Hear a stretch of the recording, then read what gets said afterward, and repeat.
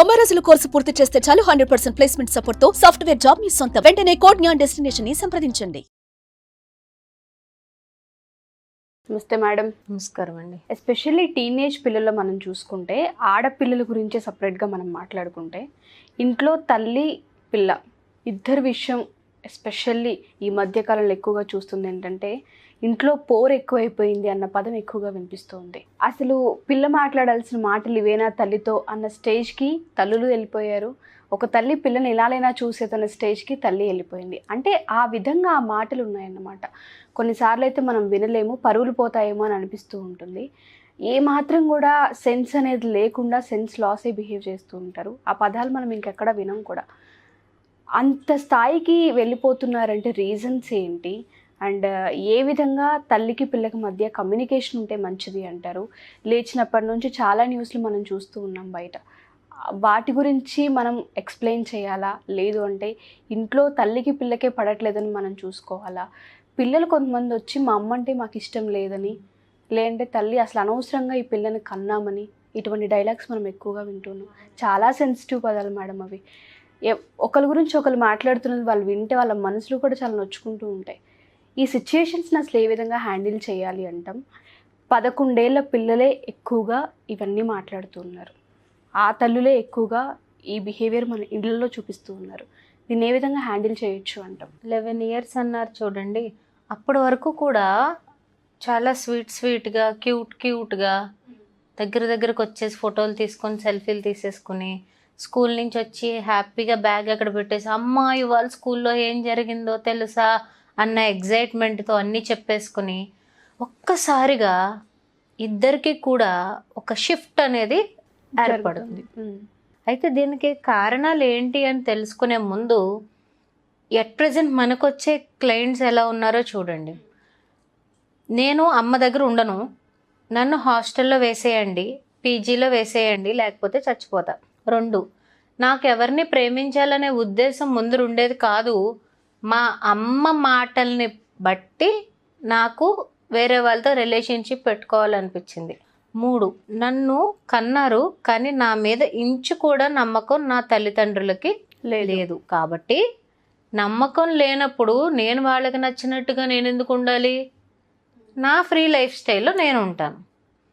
ఇలాగా ఒక్కొక్క కుటుంబానికి ఈరోజు టీనేజర్ ఆడపిల్లున్న ఒక్కొక్క ఫ్యామిలీలో కూడా మనము డిఫరెంట్ సినారియోస్ చూస్తున్నాం. అయితే ఎందుకు వచ్చింది అనే దానికన్నా కూడా ఎక్కువ చూస్తున్న కారణాలు ఏంటి అంటే 11 ఏళ్ళు వయసు వచ్చింది కరెక్టే, 12 ఏళ్ళు వయసు వచ్చింది, టీనేజ్లోకి వచ్చింది అన్న భయాందోళనలో తల్లులు ఏం మాట్లాడుతున్నారో వాళ్ళకి అర్థం అవట్లా. ఈ మదర్స్ టాకింగ్ స్టైల్ కానీ అగ్రెసివ్నెస్ కానీ how they are reacting to the girl అనేది ఒక్కసారి చూస్తే మనకే ఏంటి మరి ఇంత ఇంత రియాక్షన్, ఓవర్ యాక్షన్ అనకూడదు కానీ ఇంత ఇంపల్సివ్నెస్, ఇంత రియాక్షన్ అవసరమా? చిన్నప్పుడు మనం కూడా ఈ స్టేజ్ దాటి రాలేదా? మనకి కూడా కోపం వచ్చేది కానీ ఒక భయము ఒక భక్తిలో కోపం ఉండేది మనకి లిమిట్. ఇప్పుడు ఆ భయము లేదు, ఆ రెస్పెక్ట్ లేదు, కోపం అనేది ఎలివేట్ అయిపోతూ ఉంటుంది. ఈ టీనేజ్లో ఉన్న ఆడపిల్లల తల్లులు చూడండి, వాళ్ళకి ఇబ్బందులు ఉంటాయి.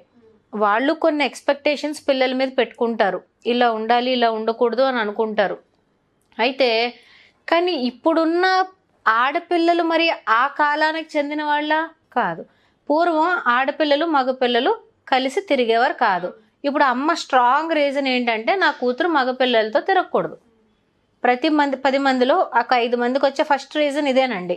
నేను బాయ్స్తో పనేంటి నీకు అనేటప్పటికి ఈ పిల్లకి ఇంకా ప్యానిక్ కాదండి, కోపము ఇరిటేషను వచ్చేసి తల్లి మీద రివర్స్ అయిపోతుంది. మిగతా ఫ్రెండ్స్ మదర్స్ ఏం అనట్లేదు, నువ్వు ఎందుకు అసమాను నన్ను ఇలా చేస్తున్నావు, నీకు నా మీద నమ్మకం లేదు అన్న వర్డ్ ఎక్కడో పిల్ల వదిలేస్తుంది. వదిలేసినప్పుడు తల్లికి ఇంకా ట్రిగ్గర్ అయిపోతుంది. నమ్మకం లేదంటావా, నీ జాగ్రత్త కోసమే కదా చెప్తున్నాము, నీకు రేపొద్దున్న ఫ్యూచర్ ఏమీ అవ్వకూడదనే కదా అలా ఇలా అని చెప్పి తల్లి అగ్రెసివ్ అయిపోయి ఒక దెబ్బ వేయడమో ఒక మాట అనేయడమో గట్టిగా అరవడమో చేసి అక్కడ పెద్ద సిచ్యువేషన్ క్రియేట్ చేసేస్తున్నారు. అది పిల్ల మనసులో ఉండిపోతుంది. తల్లి ఆ సాయంత్రానికి మర్చిపోయి మళ్ళీ ఫ్రెష్ డే మొదలు పెడుతుంది. ఇలా అవ్వడం వల్ల రిపీటెడ్గా కూతురు తల్లి పైన అసహ్యం క్రియేట్ చేసేసుకుంది. అత్త కోడళ్ళు పోరు ఎక్కడో చోట సెటిల్ అవుద్దండి. అదేదో ప్రాపర్టీ డిస్ప్యూట్లోనో మొగుడు వచ్చి సాల్వ్ చేయడం ఎక్కడో అవుతుంది. అమ్మ కూతురులది రోజు చాలా విపరీతం అయిపోతుంది. అటు ఫాదర్ ఇన్వాల్వ్మెంట్ అవ్వడానికి లేదు, ఇటు లేదు. ఇంకొన్ని ఫ్యామిలీస్లో చూస్తున్నానండి, తండ్రి మంచి అనిపించుకోవడం కోసం తల్లి లేనప్పుడు పిల్ల దగ్గర ఇంకొంచెం సాఫ్ట్గా మాట్లాడి, అమ్మ అంతేలే, అమ్మ మాటలు ఏం పట్టించుకోకు, అమ్మ కొంచెం కోపం ఎక్కువ నీకు తెలుసు కదా అనేటప్పటికి నాన్నకి కూడా ఇష్టం ఉండదు. అమ్మ అంటే నాన్నతో కూడా ఇంతే, నాతో కూడా ఇంతే, ప్రాపర్గా అమ్మ క్యారెక్టరే ఇంత అని చెప్పి తల్లిని ఏలినేట్ చేసేస్తున్నారు. బయటికి వెళ్ళొద్దు, ఫ్రెండ్స్తో తిరగొద్దు, ఫ్రెండ్స్తో తిరిగితే ఇలా ఉంటుంది అని చెప్పి కొంతమంది మదర్స్ కూడా కొంచెం డీప్గా ఎక్కడో తప్పు జరుగుతుంది అని ఆలోచిస్తున్నారు. కాషియస్గా ఉండడం మంచిదే, కానీ ఓవర్ ప్రొటెక్షన్లోకి వెళ్ళడం వల్ల ఈ ఆడపిల్లలు ఊపిరి ఆడకుండా అయిపోతున్నారు. ఓవర్ ప్రొటెక్షన్ వల్ల మనం ఇంతకు ముందు వీడియోలో కైట్ ఎగ్జాంపుల్ ఒకటి చెప్పుకున్నాం. ఒక్కసారి సొసైటీలోకి వాళ్ళని వదిలేసాక అలానా వాళ్ళ బౌండరీస్ మనం నేర్పించాలి తప్ప అలా చెయ్యి ఇలా చేయకూడదు, ఆ బట్టలు వేసుకో ఈ బట్టలు వేసుకోకూడదు, ఆ నలుగురు ఫ్రెండ్స్తో ఉండు ఈ ఇద్దరు ఫ్రెండ్స్ వద్దు అని చెప్పడము పిల్లలకి ఆ ఏజ్లో నచ్చదు. ఎన్ని ఇన్సిడెంట్స్ ఎన్ని ఉన్నా కూడా ఒక ప్రాపర్ రిలేషన్షిప్ అనేది తల్లి కూతురు మధ్య స్పాయిల్ అయిపోవడంతో 12-13 ఇయర్స్ వచ్చేటప్పటికి ఆ రప్చర్ వచ్చేయడంతో తర్వాత లైఫ్లో ఉన్న మెయిన్ డెసిషన్స్కి పేరెంట్స్కి స్కోప్ ఇవ్వకుండా చేసేస్తున్నారు. ఎప్పుడు ఈ చిక్కులో నుంచి బయటికి ఎగిరిపోతానా అన్న థాట్తోనే పెరుగుతున్నారు తప్ప నా మంచి కోసమే అమ్మ నాన్న చెప్తున్నారని పిల్లలు కూడా అర్థం చేసుకోవట్లేదు. ఇక్కడ అమ్మ తప్ప కూతురు తప్ప అనే దానికన్నా కూడా మనం ఎక్కడో voice of the tone and the range of expression మారిపోతూ ఉండడం వల్ల వచ్చిన అనర్థాలు ఇవి. తెలిసి తెలియక తల్లి తప్పు చేయొచ్చు, తెలిసి తెలియని వయసు కాబట్టి కూతురు కూడా తప్పులు చేయొచ్చు చిన్న చిన్నవి. కానీ ఒక్క ఇన్సిడెంట్ ఏదైనా తెలియకుండా చేసిన చిన్న చిన్న తప్పుల్ని దృష్టిలో పెట్టేసుకుని ఇంకెప్పుడు ఆడపిల్లల మీద నిందలు వేయడం, ఆడపిల్లల మీద అనుమానాలు తెచ్చుకోవడం వల్ల మొత్తానికి పెద్ద ప్రాబ్లం అనేది క్రియేట్ అయిపోతుంది. ఫ్యూచర్లో అనేది ఇంకా అసలు నమ్మకం అసలు లేదు. ఇంకా నా జాబ్ నాకు వచ్చేయాలి, నా చదువు నాది అయిపోవాలి, నేను బయటకు వెళ్ళిపోవాలి, నాకు ఇష్టమైన నేను పెళ్లి చేసుకోవాలి, జీవితంలో నీ ముఖం చూడను అన్న రేంజ్లో పిల్లలు తయారవుతున్నారు. ఇంకా బాగా సెన్సిటివ్ పాయింట్ ఏంటంటేనండి, ఇండియాలో పెరిగి ఫారెన్లో సెటిల్ అయిన పేరెంట్స్ ఉన్నారు కదా, వాళ్ళకే ఎక్కువ గొడవలు, టీనేజ్ డిస్టర్బెన్సెస్ మదర్కి డాటర్కి మధ్యలో అంతా వాళ్ళే. అక్కడ బాడీ ఎక్స్పోజర్ కానీ లేకపోతే బాడీ డ్రెస్సింగ్ స్టైల్ కానీ అంతా కూడా చుట్టూ ఉన్న పిల్లలకు అనుకూలంగా వాళ్ళు వెళ్తారు. ఇక్కడ పేరెంట్స్ రిస్ట్రిక్షన్స్ ఎక్కువ, is the way, this is not the proper way of dressing అని తల్లులు ఎక్కువ రియాక్ట్ అయిపోవడం మొదలుపెట్టిన దగ్గర నుంచి అక్కడే స్టార్ట్ అవుతుంది. ఫస్ట్ డ్రెస్సింగ్ సెన్స్ దగ్గరే మొదలైపోతుంది, ఆ తర్వాత పార్టీయింగ్ దగ్గర మొదలవుతుంది, స్పెండింగ్ టైం విత్ క్లాస్మేట్స్ ఇంటి నచ్చట్లేదు. ఎవరి ట్రెడిషన్ వాళ్ళది, ఎవరు ఏ విధంగా పెరగడం అనేది మన కల్చర్ని బట్టి డిపెండ్ అయి ఉంటుంది. But when we shift to other cultures and countries, some things are not in our hands. Adapt చేసుకోవాల్సిన అవసరం అన్ని ఇప్పటికీ నా చేతిలోనే ఉండాలి అని తల్లి అనుకోవడం కూడా తప్పు. కాబట్టి పరిస్థితులు ఏవైనప్పటికీ, ఎలాంటి ఫ్యాక్టర్స్ అయినప్పటికీ, మాట్లాడే మాటలు ఒక్కొక్క పదం పిల్లల వ్యక్తిత్వాన్ని పాడు చేసేస్తుంది. వాళ్ళ యొక్క ఓన్ ఇండిపెండెంట్ వే ఆఫ్ థింకింగ్ని నెగిటివ్ థింకింగ్లోకి పెట్టేస్తుంది. కాబట్టి ఈ వీడియోలో నా చిన్న రిక్వెస్ట్ ఏంటంటే, టీనేజ్ డాటర్స్ కానీ మదర్స్ కానీ దయచేసి పదాలు చాలా పదునైనవని గుర్తుపెట్టుకోండి. ఒక్కొక్క పదము ఆ చిన్ని వయసులో ఉన్న పిల్లల్ని ఎటు టచ్ చేస్తుందో మనం చెప్పలేము.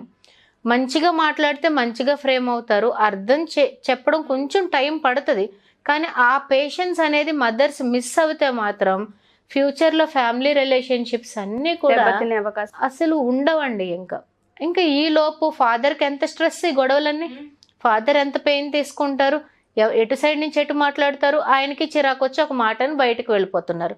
కాబట్టి కొంచెం పేషెన్స్, కొంచెం వాయిస్, వర్డ్స్ యూసెస్, కొంచెం లవ్, ఇలాంటివన్నీ కూడా ఇన్కల్కేట్ చేసుకుంటే mother and daughter relationships long రన్లో బాగుంటాయి. ఇక్కడ ఒక్కొక్క కేసు చెప్పుకుంటూ వెళ్ళిపోతేనండి ఒక 10 ఎపిసోడ్స్ చేసేయచ్చు. కానీ ప్రాపర్ కాజ్ అంతా ఎక్కడి నుంచి వస్తుంది అంటే, ఎక్కడో చిరాకులో ఫస్ట్ అమ్మ నోట్లో నుంచి మొదలైన పదం వల్ల వస్తుంది. అందుకని better avoid that situation or else talk sweet, talk soft. చాలా ప్రాబ్లమ్స్ రెక్టిఫై అవుతాయి. ఆడపిల్లలు టీనేజ్కి వచ్చారు, హార్మోనల్ చేంజెస్ ఉంటాయి, మూడ్ టాంట్రమ్స్ ఉంటాయి, మూడ్ స్వింగ్స్ ఉంటాయి. అవి వాళ్ళ యొక్క బాడీలీ చేంజెస్ వల్ల వాళ్ళకి అలా ఉంటాయి.